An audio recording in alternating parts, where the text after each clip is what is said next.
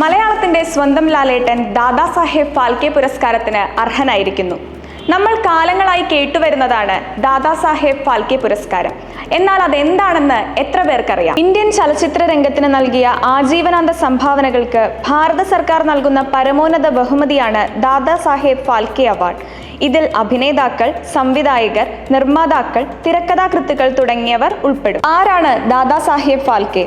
1913 പുറത്തിറങ്ങിയ ഇന്ത്യയിലെ ആദ്യത്തെ മുഴുനീള ഫീച്ചർ ഫിലിമായ രാജാ ഹരിശ്ചന്ദ്രയുടെ സംവിധായകനാണ് ഇന്ത്യൻ സിനിമയുടെ പിതാവെന്നറിയപ്പെടുന്ന ദുണ്ടിരാജ് ഗോവിന്ദ് ഫാൽക്കെ അഥവാ ദാദാസാഹേബ് ഫാൽക്കെ. ഏറ്റവും പുതിയ വാർത്താ പ്രകാരം 2023 ദാദാസാഹേബ് ഫാൽക്കെ പുരസ്കാരം മലയാളത്തിന്റെ മഹാനടൻ മോഹൻലാലിനാണ് ലഭിച്ചത്. ഈ മാസം 23 ഡൽഹിയിൽ വെച്ച് നടക്കുന്ന 71ാമത് ദേശീയ ചലച്ചിത്ര പുരസ്കാര വിതരണത്തിൽ വെച്ച് അദ്ദേഹത്തിന് പുരസ്കാരം സമ്മാനിക്കും.